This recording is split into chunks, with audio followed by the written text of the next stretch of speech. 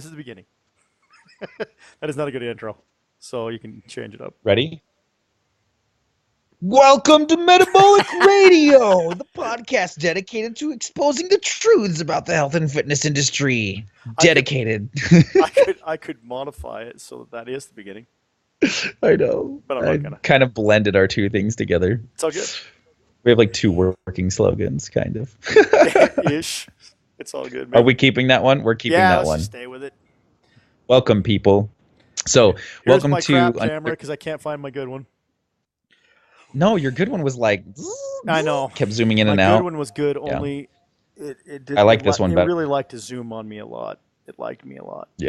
It was very good friends of mine.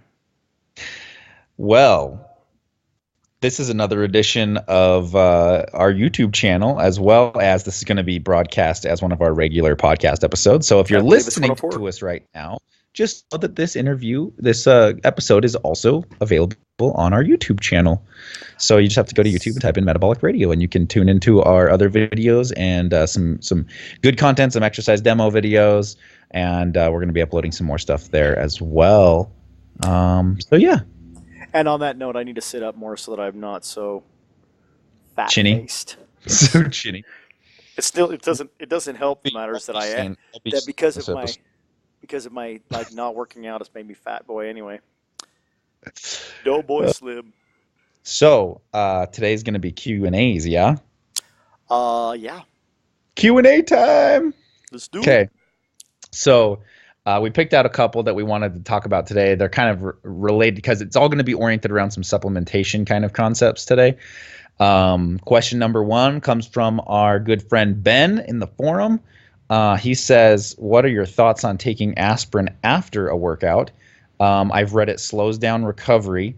Some articles say it doesn't matter, and some recommend it to combat DOMS, or delayed onset muscle soreness, and increase the blood flow, clearing out any waste products from the area.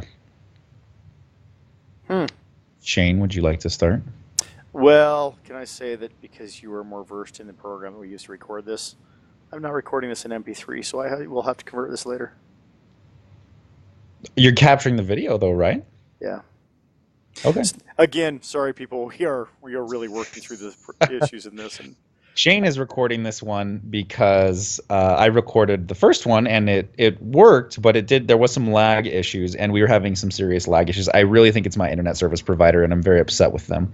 So he's recording it for the first time. So just bear with us. I must modify. All right, so sorry. Back to the actual important stuff. So when I first glanced at his question, I didn't realize he was asking about taking it post-workout. So the taking aspirin in the traditional old school ECA stack, the ephedra, caffeine, and aspirin stack is what bodybuilders used to take. That was kind of the pre-workout before pre-workout. What was the first pre-workout? Like Super Pump 250? The first one was made by... the first pre-workout was made by Gaspari Labs, I believe, but I am not certain what it was called. I could look it up. I was just curious. But so, I mean, that's not my era. That's not my time frame, so I'm not sure like the timeline on those things. But I still know of people that take aspirin because it is because of its blood thinning qualities. For a pre or intra workout. I actually haven't heard or seen too much on people taking it post workout. Not to say that that's not the case. That's just I haven't come across that kind of stuff. Have you? No, sir. No? You know, that's what's cool about videos. Now I'm expecting people to see me shaking my head. Yeah. Now you can't just escape with one-word answers. Yeah. Now you'll see all. Yup. Yup.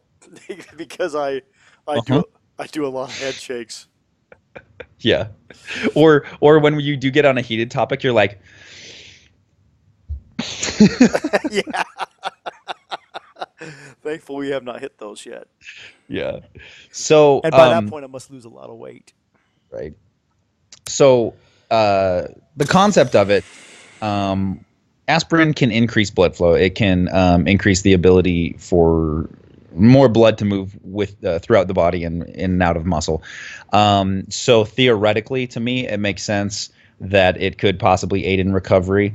But he's saying he's read that it slows down recovery. So, this isn't an area that I'm going to say I'm very well versed in, but I know that it's used as a pre and intra workout supplement, or it has benefits being used, ergogenic benefits or performance enhancing benefits being used pre and intra workout for specifically manipulating blood flow. It also often, aspirin is coupled with caffeine when you buy it in the store anyway, over the counter. And so you can get, just depending on the dosing, a good amount of caffeine to start ramping up the nervous system response as well. So I'm not sure actually on why it would inhibit recovery. Because it decreases inflammation. Ben, I hope that you can expand a little bit more on that. What were you saying, Shane? I said because it decreases inflammation. So that would slow down the recovery? No, it would inhibit muscle growth. Because it's anti-inflammatory properties. Mm-hmm. Now, it's the same concept behind why non-steroidal anti-inflammatory drugs are, and it says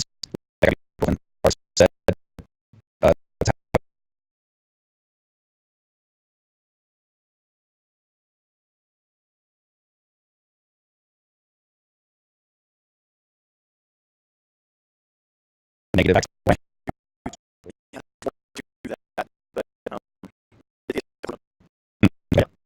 To combat DOMS, or delayed onset muscle soreness, and increase blood flow, clearing out any waste byproducts from the area. So to be honest, it sounds like there's evidence both ways. Like we've always said, there's not a perfect study. I just personally haven't seen or looked into the whether it inhibits recovery. Not saying it doesn't. I haven't read anything about it. Based off what I know about how it functions, I would. If I had to just guess, then I would estimate, based off of its blood flow, its effect on blood flow, that it could possibly aid in recovery. But it's just and I've taken it as a pre and intra workout ergogenic aid, and noticed performance benefits from that personally. But I haven't taken it as a recovery particular supplement.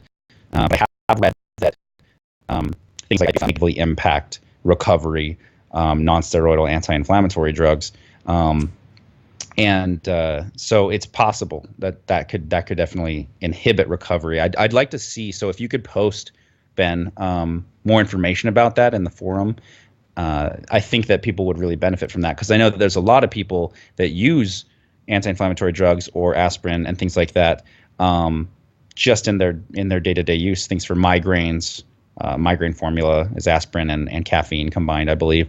And I know there's a lot of women that use ibuprofen for things, headaches, pains, cramps, that kind of thing. So if those are going to have a negative impact on someone's recovery or circulation, I know for a fact it has an impact on that, or just muscle development. That's really good to know. Shane? Wow, I'm just seeing that the lag that I'm getting on my end is not going to show in the pictures. Yeah, we shall see. If so, I won't see this on YouTube. Yeah, if you're listening to the podcast and this video on YouTube, well, then you'll know. Exactly, because I'm over here going, okay, technical difficulty. Yeah. So anyhow, yeah, like I said, my perspective, only based on very slightly on science-based stuff, is I try to avoid anything that's related to anti-inflammatories when I'm lifting. Mm-hmm. I mean, it'll an anti-inflammatory will naturally inhibit blood flow and circulation, but aspirin is actually a vasodilator, is it not? That's why it increases blood flow. Yes, it does. He's got me curious, so as we're talking, I'm going to Google it. It also, aspirin and ibuprofen both are anticoagulant as well. So that's part of the reason why blood flow increases as well. Yes, yeah, they have the blood thinning qualities. Yes, yeah. So, but like I said, I am a semi believer that it will restrict growth because of the nature of the need of inflammation for growth in muscle. So that is my non-scientific backed statement. Let's see what we can pull up real quick. But yeah, so Ben brings up a lot of cool, in-depth questions. Like I said, we're not going to claim to know everything, and this is just one of those things we don't know so much about. Let's see, though. I'm getting a couple articles here. Bear with me for the lag. At least your mouth matches your Does words at this time. Okay. So, even though the lag is actually self-imposed this time, it has made it so your mouth is actually not lagging.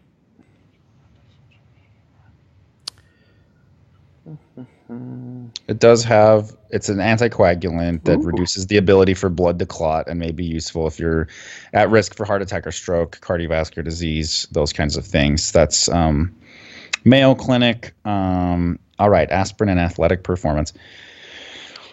Taking aspirin before engaging in rigorous exercise or an athletic competition does not cause fatigue and hinder performance as originally thought. According to the latest studies indicates Merkin. That's the reference. However, aspirin use does nothing to enhance performance or take away the burning feeling that you have in muscle, which would be the buildup of lactate. When you run out of oxygen during strenuous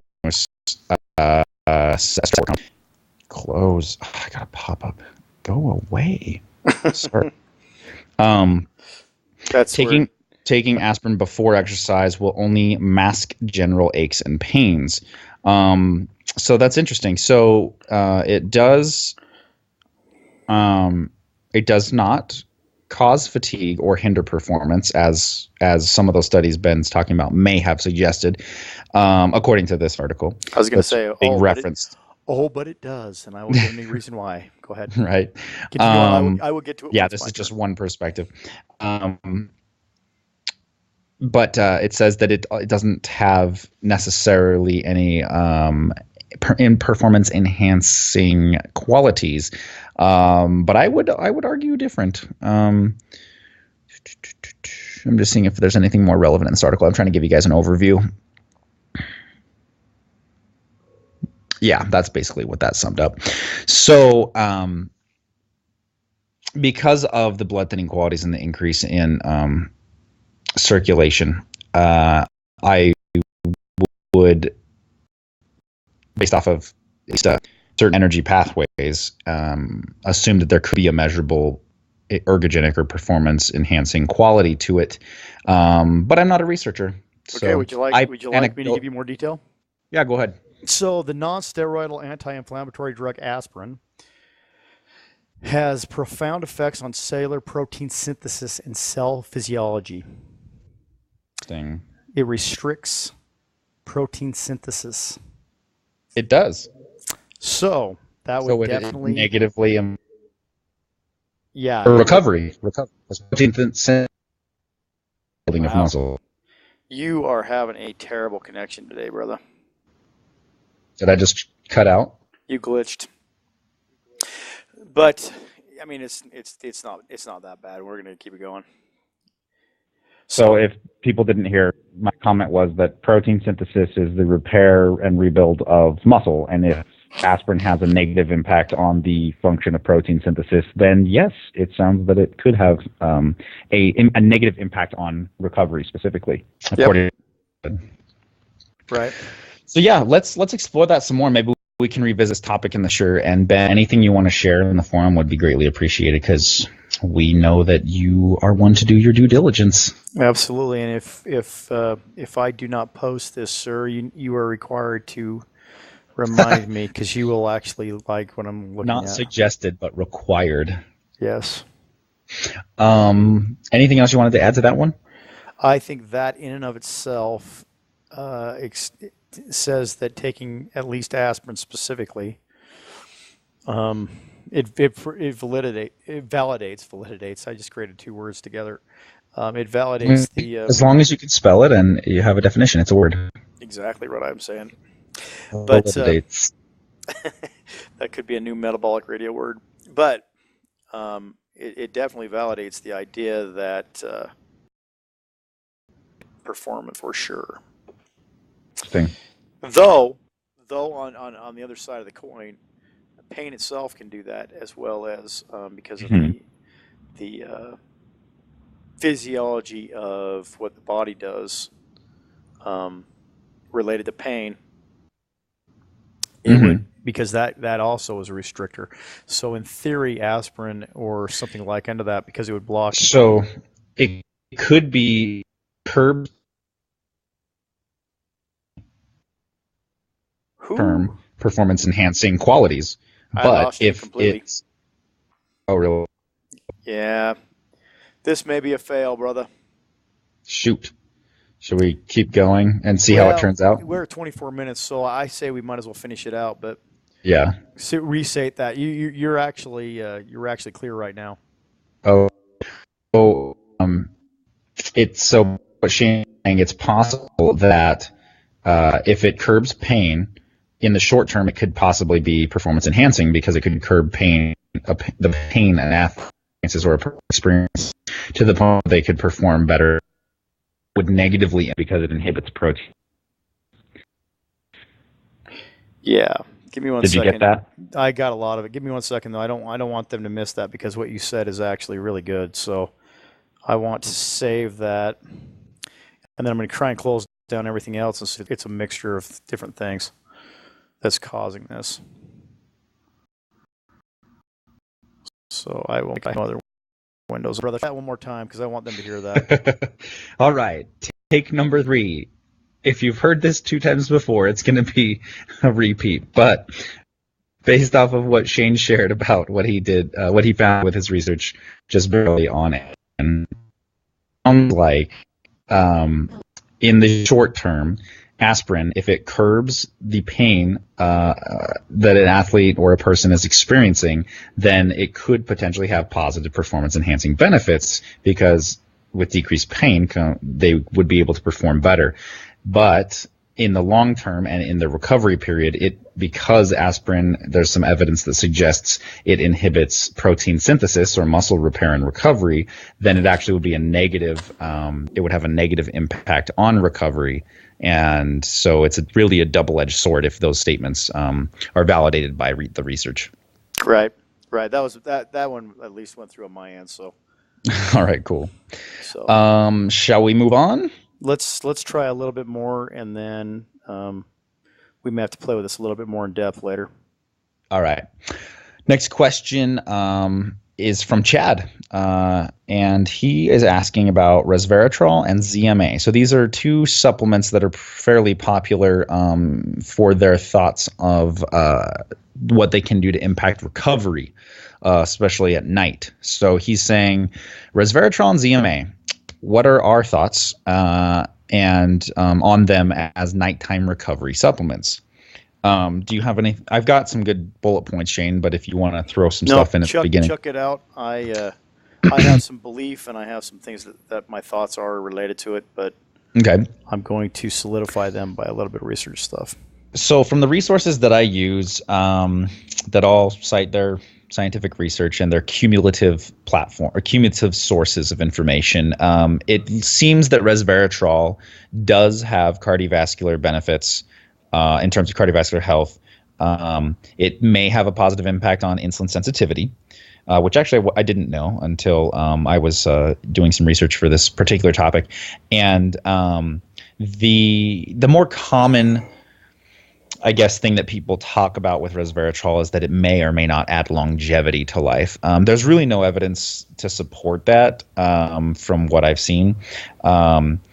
Though it has beneficial compounds and qualities, like it has specific antioxidant properties, It can defend against the buildup of free radicals and toxins in the body.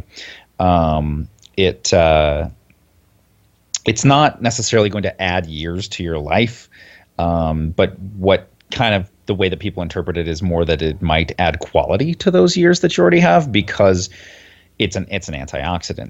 It can boost immune system function, decrease oxidative stress, and like I said, has those antioxidant properties.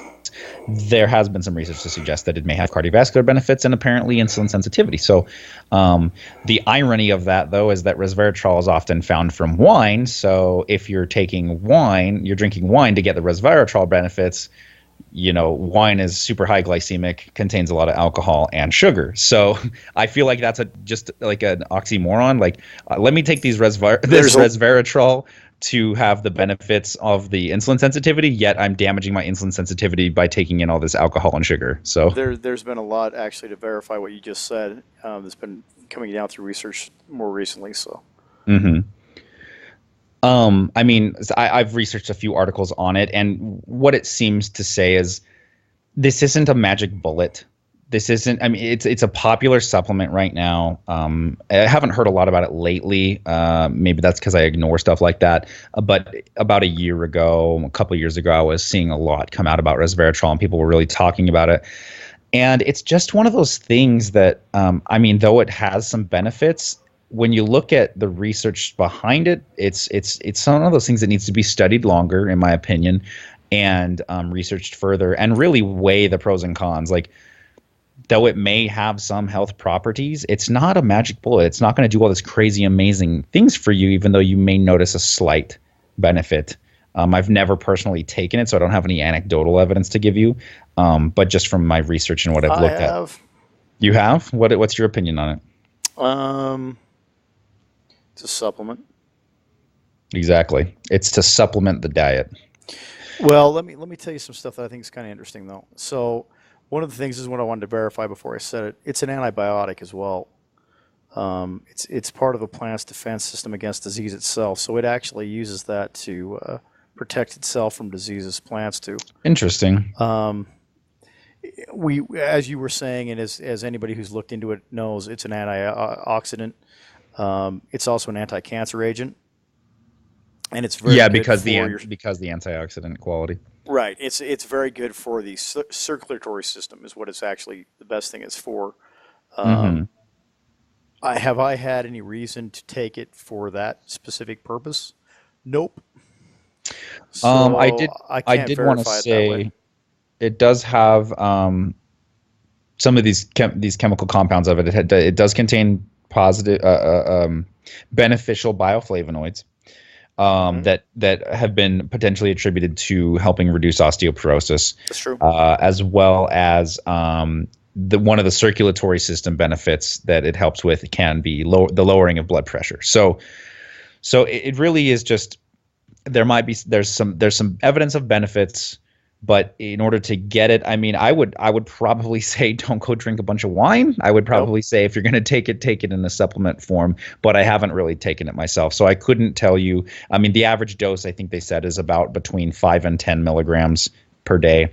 I'm not going to tell you to take a specific amount, but just do your due diligence, do your research, see if it's worth really getting the benefits. Everything that I looked at, it doesn't necessarily imply recovery specific benefits. Not related to working out. I could be mistaken, but from what I looked at, the main focus is on the circulatory system benefits. Exactly. Well, I was going to say, according to what this is something I hadn't read before, so since I'm looking at this, I figured I'd share it. It says not enough is known about the absorption and clearance of said drug. Since you had to correct me earlier, I'm not going to say it. The identities of its metabolic production or its effects on the liver. It really doesn't, it's not giving any reason to believe that would have anything to do whatsoever with working out. Okay. It does appear to be a anti-carcinogenic type thing too, though. When I say it's anti-cancer, it looks like it actually has an effect on breast cancer. Interesting. Potentially. Yeah, There's a lot of factors when we're talking about anti-cancer things. There's so many things to control for that. Without question, it's correlation stuff. Yeah. I mean, they're showing signs right now, which goes against some of my beliefs of the past. The past year. I've talked about it on here quite a bit, but they're even saying right now that cancer cells are adapting to use ketones. Really? Yeah, I heard that. Now that would be an interesting topic. Right. I was listening to something on that in the last 2 weeks. Because cancer cells survive and thrive off of glucose. And so absolutely, doing ketogenic diets is not a cure for cancer, but it severely positively impacts it has by reducing the rate at which cancer progresses. Right. Because it basically starves the tumor. Right, and they found in research on mice specifically, they haven't on people that I've seen yet, but that it appears to be adapting.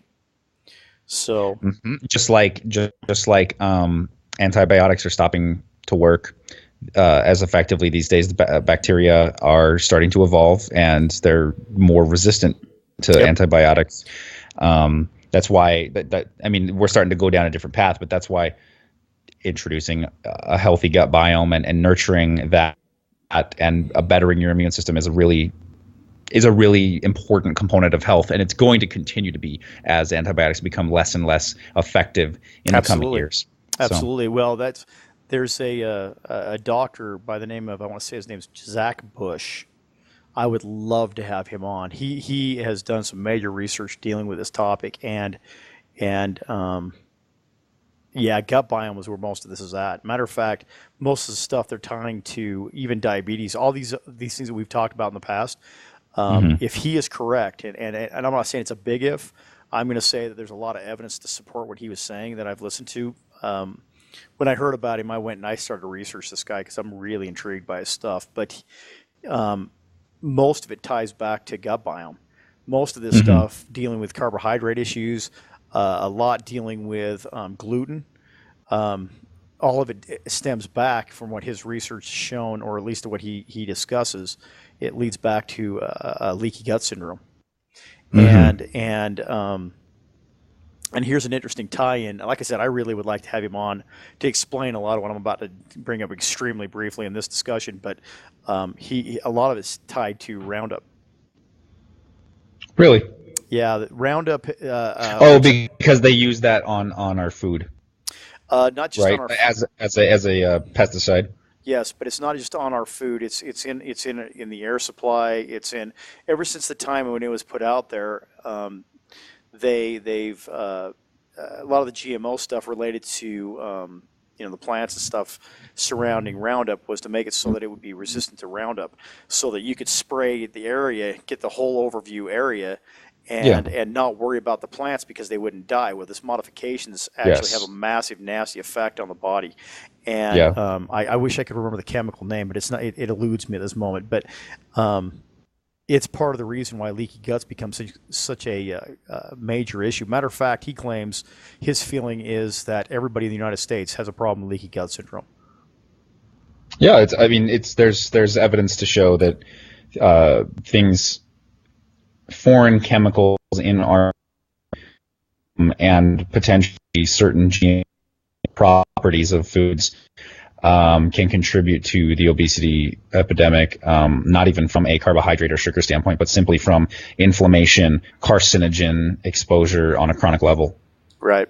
So anyway, we really should look into having him on one of these times. I might actually reach out and see if we can get him on, because I would really like, even if we didn't talk at all, I would love to hear this guy express some of the information I've heard on other podcasts and other shows. And some of his stuff he's done on YouTube, because YouTube. That's when you have to get cleaned. It's for those that are washing. But for those of you listening to us while you're in the tub. Yeah, while in the tub, do not knock your device into your tub. That's bad. Metabolic Radio, the fitness podcast you can listen to while you tub. YouTube. Yeah, but he has some interesting stuff on YouTube that I've watched as well, and most of his stuff is quite lengthy and in depth. I'm really impressed with the guy, so I'm probably going to try and reach out to him and see if we can get him on. Cool. So let's do it. cool.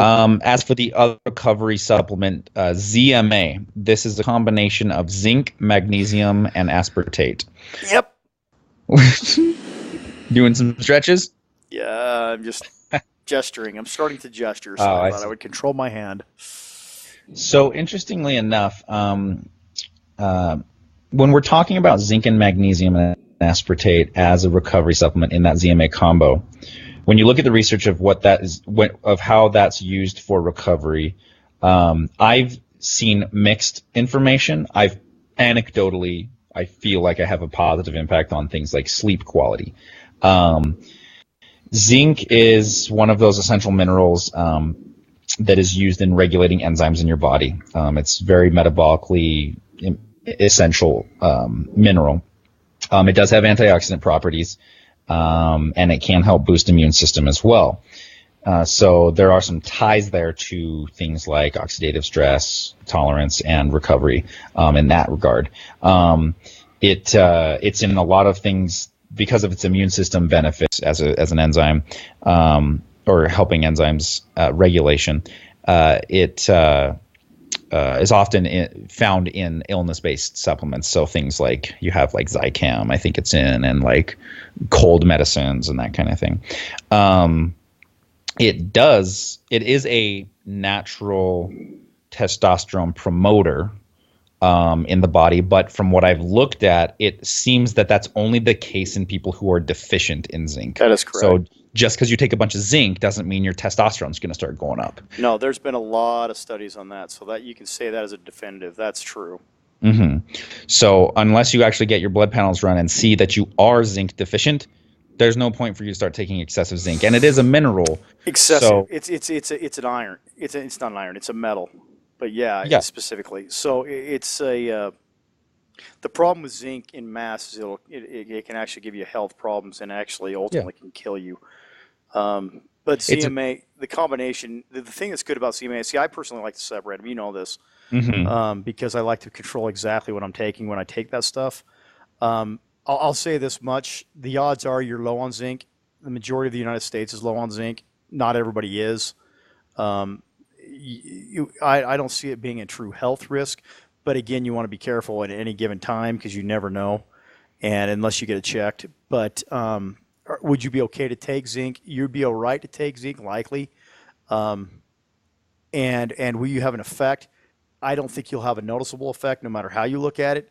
Mm-hmm. Even when you have a lower level of testosterone because of a low aspect of zinc, it is not a truly monstrously noticeable change in testosterone.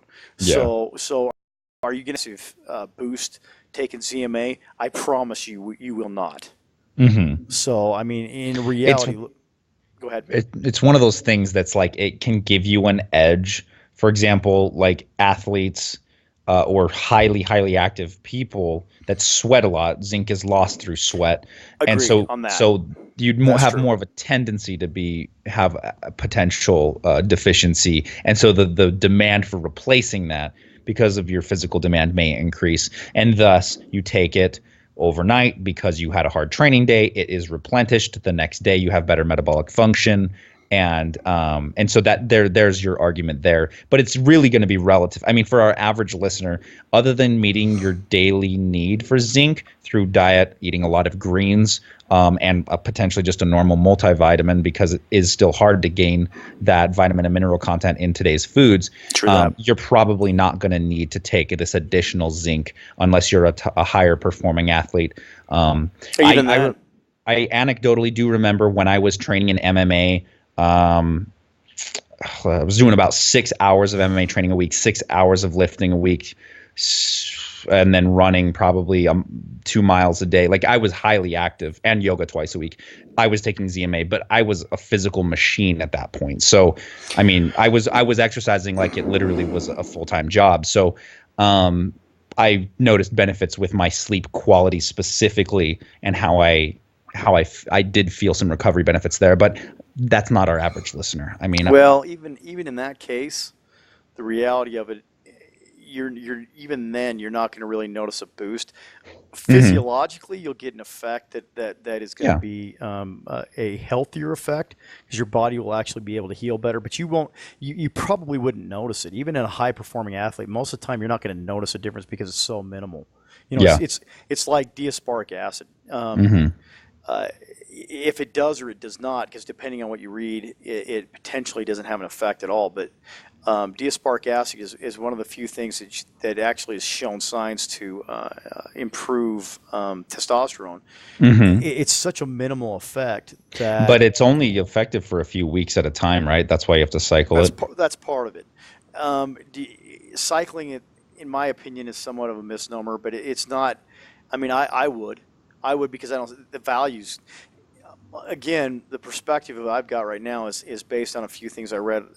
You can go back quite a few podcasts ago, and I brought up the fact that a deficiency in D-aspartic acid in the body is one of the things that it shows, that's been shown more recently to be a sign of the reason why it's functional, very much like zinc. And so, if that is true, in this case, it would be the effect would only go to a certain point, and then it's going to peak out anyway. And at that point, it'll be a level playing field that you're not going to have any real big boosts. It's just once you get to that line, just like zinc. I mean, it's only going to raise you up an insignificant amount anyway, and then it's going to flatten out, and because you're going to be where you need to be. But your body will function more appropriately on a physiological level that you probably won't even recognize.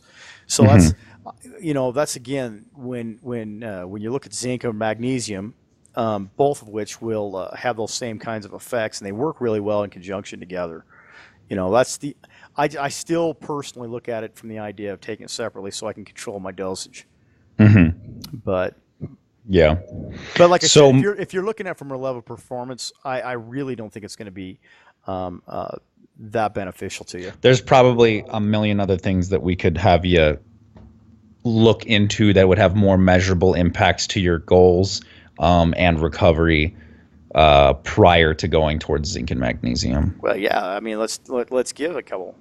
So exercise in and of itself, number one. Number two, if you're going to go in the world of supplements, let's go with the pretty much heavily proven and probably the most recognized natural supplement there is, in creatine.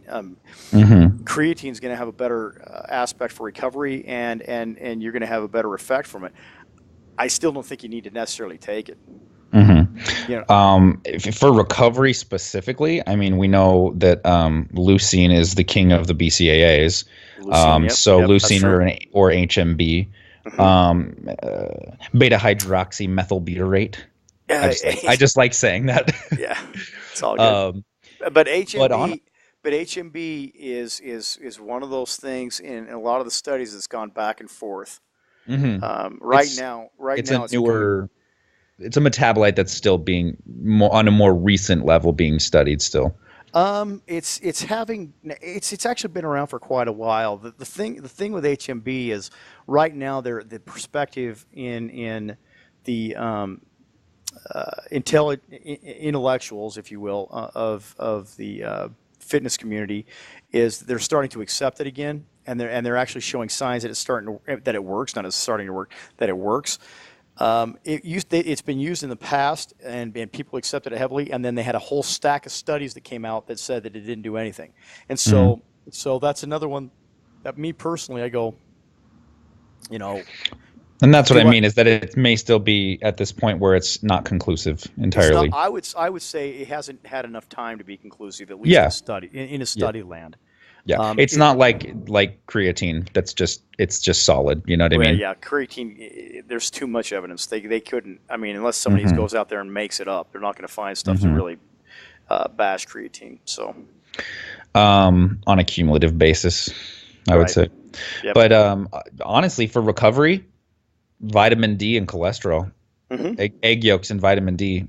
Two of the best things to more positively impact your measurable testosterone levels, your cell health, cell membrane integrity, and recoveries from in that sense. Those are things. those are the things that I take in at night, and I notice a huge increase in actual strength performance and quality of sleep. Well, you can go even bigger than that, and you can say cholesterol is one of the main components that creates the opportunity to even have testosterone. That's exactly what I'm saying. Yeah. Yeah. So if you want to get real, I mean, the honest to goodness truth is, you take cholesterol out of your system, and your testosterone is going to plummet. Period. Mm-hmm. Yeah. That's just the realities of life. So, like I said, I and these aren't. And I know we're talking about testosterone, and sometimes when we go down that road, it turns maybe some female listeners off from feeling like it's relevant. It's still totally relevant. Absolutely. Vitamin D and cholesterol, I personally preferred in the form of egg yolks, have incredible benefits for men or women in terms of recovery and fat burn potential and muscle growth potential. They're dietary components that are related to those kinds of outcomes. Right. And regardless of your gender. Right. No, agreed. Other things on magnesium. So it's also a dietary mineral. It's actually it's one of the most common nutrient deficiencies actually in developed countries. Actually only second, I think, to vitamin D from my understanding. And a lack of it can actually increase blood pressure and reduce insulin sensitivity. So there are, metabolic benefits to making sure you're getting enough magnesium. And it is an electrolyte as well. Part of the reason in developed countries why it's not as or why it's a more common deficiency is because we have diets that are very high in grains and other foods that are processed that are poor sources of magnesium. So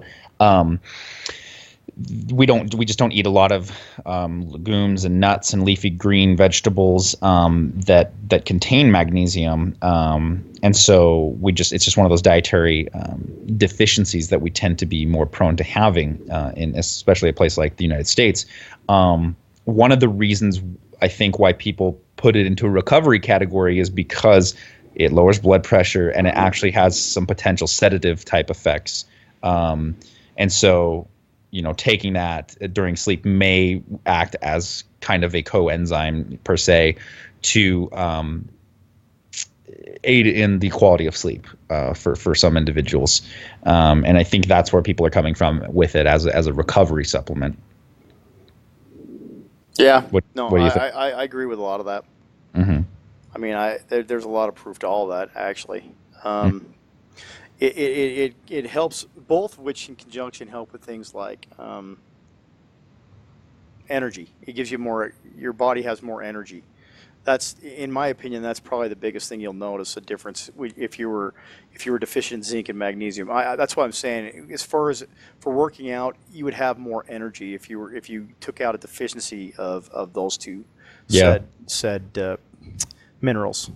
Well, and I think that when it comes to many different kinds of micronutrients, so many of them serve a laundry list of metabolic functions in the body. It's not like it just like, zinc only does this in the body, or vitamin B, 6 or 12 only does this in the body. Like, they are very metabolically active. They serve multiple functions. And when you are deficient, this is one reason why you have fatigue. It's like, it doesn't matter that you're eating enough quote unquote energy or you're fitting your macros, right? Because that's macronutrient energy. If you're deficient in specific key vitamins, minerals, or phytonutrients, you're going to lack proper metabolic function. And it's going to manifest in the form of chronic fatigue, inflammation, and these things can contribute to obesity or being overweight or metabolic damage. And people just don't realize that. And that's why, even though we do talk about flexible dieting and using IIFYM appropriately, you really do need to focus on that micronutritional intake,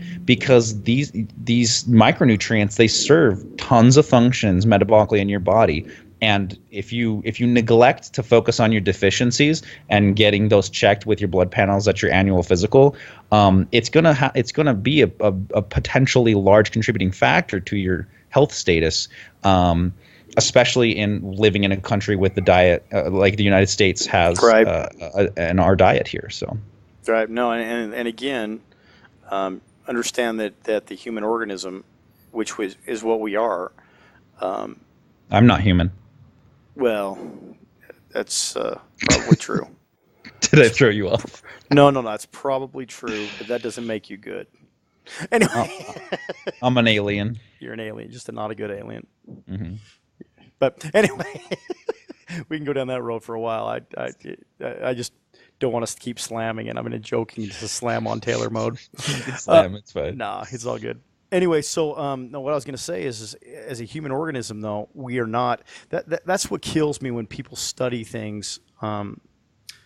All right, since most of my thought process through the world of medicine or that kind of concept, most of it stems from an Eastern mentality than a Western mentality. I will tell you the reason I have a problem with the Western mentality. And look, even though the science behind it is amazing, okay, and I'm not hacking that, it is very singular. So you have very specialized things in Western medicine. And the problem with that is because we are a united thing. If you have a problem with your circulatory system, guess what's going to happen? Your respiratory system is going to start to break down. Your muscular system is going to start to break down. And you're going to have all these other issues that come out of it. And the root cause comes from one small, insignificant thing in one system. It's all tied together. So when you have a deficiency in like vitamin D, as an example, what happens? You start having all these systems start to break down because you are deficient in one bluntly insignificant thing when you're looking at it. That's when you start to take these things as a investigation. And this is one of the things I've had as a problem with studies in a large sense, is because they're so focused, because they have to be so specific to be able to isolate it, right? You're trying to get into this small circle and keep it controlled in such a huge way that they miss a big chunk because it's happening outside of their control in their circle. Well, and sorry, go ahead. No, you're fine. I was just going to say I don't like that. But what do you do? I'm not bashing the studies, because it's technically what they have to do to be able to actually give a legitimate study. It's hard to take everything in a whole. It's almost impossible with our knowledge base. Yeah, I mean, and we've talked about this before. When it comes to these things, treating when you're looking at the body on a chronic, whole harmonizing level, preventative methods and some potential Eastern medicine practices are a lot more effective. When you're talking about acute issues, traumas, things like that, where Western medicine is very powerful in, where it's going to be dominant as the best effective method. Absolutely true. That makes sense. But when you start crossing paths like trying to heal life-threatening lacerations with Eastern medicine, that's not really going to work. And if you're trying to, use just a load of prescriptions to treat chronic illness, it's only going to treat symptoms, not sources. And we've talked about this before. And so for sure, they each have their place, they each have their contribution, and they're each valid. It's that, how do you find the right balance between what you're using and how you're using it? And that's why things like you end up seeing people who take a medication, and then they have to take a medication for that medication's side effects, and then that medication has another medication to combat the other side effects, and you get this laundry list of medications you have to take because you're fixing one metabolic issue potentially, and then you're getting 3 other negative outcomes that you have to control for by using another drug. And so really the best option and what we promote is living as healthy a lifestyle as possible, being in harmony with that, doing as much preventative care for yourself. And then you don't have to worry nearly as much about chronic, at least, illness developing and having to combat it with Western medicine practices. So no, I'll throw out one more thing, and I think we probably should come to close on this for 2 reasons. You have somewhere to be, and so do I. But I think to solidify what you're saying goes back to what I used to tell people all the time. I think the most healthy thing in dealing with the majority of issues that people have in the world, is massage therapy. I think massage therapy and obviously dietary and things like that as well, but I'm talking about actual going to a person to deal with it. Because massage therapy deals with kind of the root of it. When you work through it, it gives you a healthier body. However, that being said, if somebody's in a car accident, the worst possible thing in the world is to have somebody come rub on you and push all the blood out of your system. Next thing you know, you've caused the guy to bleed out because you're massaging him. That's the wrong thing to do at the time. And when you look at it and you take it and you put it in the concept of use what, again, we talk about tools all the time. Well, the same thing goes with different techniques of dealing with problems. Western medicine is amazing for what it does. It can do things that would have been absolutely unheard of or unbelievable. I shouldn't say unheard of, but unbelievable 3,000 years ago. They would have been like, that's not even possible. There's no way that guy's he's witchcraft. Dead for sure. That's witchcraft, absolutely, right? So when you start to look at the perspectives, though, you got to understand, you take that in conjunction with the other stuff that's been done, especially in places like China, and you realize that the stuff that they've done, bluntly, is just as mystical in its own way, okay? But it usually causes people to be more and more healthy instead of take care of this massive problem and get them back to healthy that way, make them survive the situation. In conjunction, they're amazing, but singular aspects of them on either side of the coin, they miss so much. And I think a lot of this stuff, and this is why it came up in this conversation, is a lot of this stuff dealing with any kind of supplementation. Okay, I don't care what it is. It could be whey proteins. It could be creatines, anything like that. They're not miracle things. All they are is as an added tool to make it so that you can make things a little bit better. Does that mean that you're going to have a massive monster? Whoo! He just ran, a 3-second mile. You know what I'm saying? Wow, that guy. We know that's not possible because I can't even perceive that being possible in our life. But you know what I'm saying? So. Hey man, what's his name? Roger Bannister did it in 3 minutes or 4 minutes, right? Yeah, exactly. Which is actually amazing in and of itself. So I'm pretty sure 3 seconds is possible. It's right there in the line, right? Yeah, take your steroids. In fact, if you're going for the 3-second mile, inject it straight in your brain so you can actually remember it. So, oh man. But anywho, well, so I mean, to wrap it up, we've kind of been talking a lot today about supplementation, tools, all looking at things all encompassing, and that kind of thing. And when it comes down to it, whether we're talking about resveratrol or zinc or magnesium or electrolytes or prescriptions or all this different stuff, what it really comes down to is that we have access to all these different tools and all these different techniques and all this different information.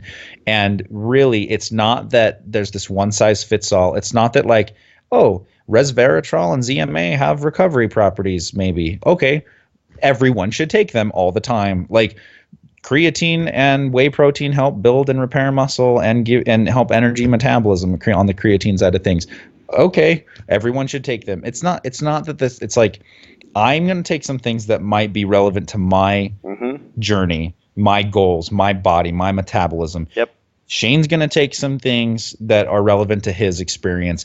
And there's just, I had this conversation with a client this morning as I showed him a laundry list of supplements that are proven by science with clinical effective dosing and cited references. And I said, out of this list of, all the major top supplements that actually have scientific research behind them, I'm going to recommend like 3 to 5 as potential options if needed outside your diet.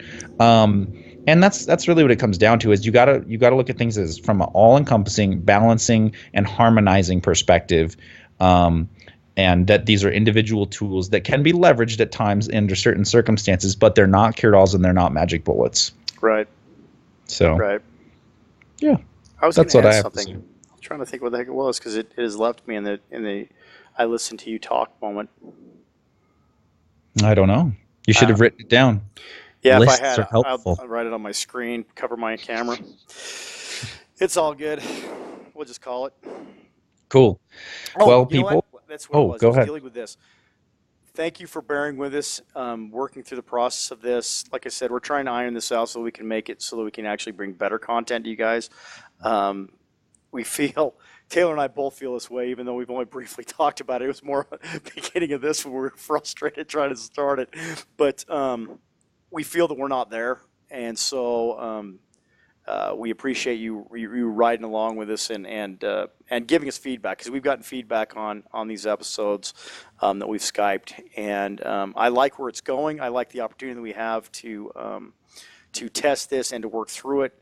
We will likely keep doing this. We may not keep doing the video side of it. It really depends on how this goes. I think we can. It really comes down to getting our proper system down. Agreed. And I think today really was just an internet provider issue, to be honest. Right. No, but that being said, like I said, I appreciate the fact that you guys are giving us feedback on it, because we got quite a bit of feedback on the last one.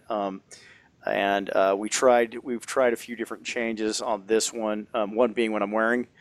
Hopefully it's going to make it so we can equalize our sound, because our sound was one of the things that was brought up about how it went. It was still good, but it wasn't. Let us know how Shane's audio sounds in this episode versus the last video episode that we uploaded to YouTube, because he did switch mics, and from my end it sounds better. So. Yeah, yep, and that's, like I said, we're trying to make adjustments and tweak it so that it, like I said, it plays all out and evens out, so it sounds good.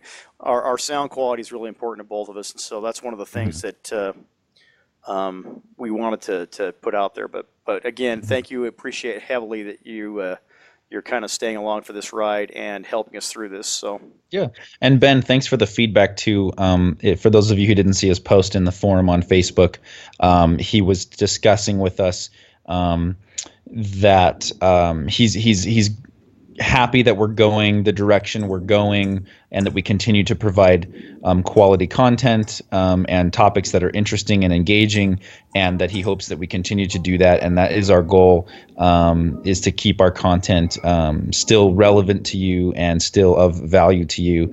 And even though, we're not the most tech savvy, or we don't have like the coolest gadgets and the coolest features and the, stuff in our stuff. I am pretty tech savvy. And then figure this out. We haven't had a lot of time, man. We've just been playing with it recently.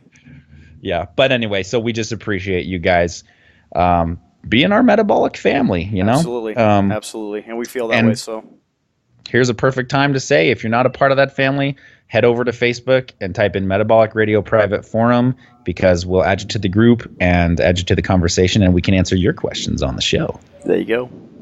So, all right. Anything else? No, that's it.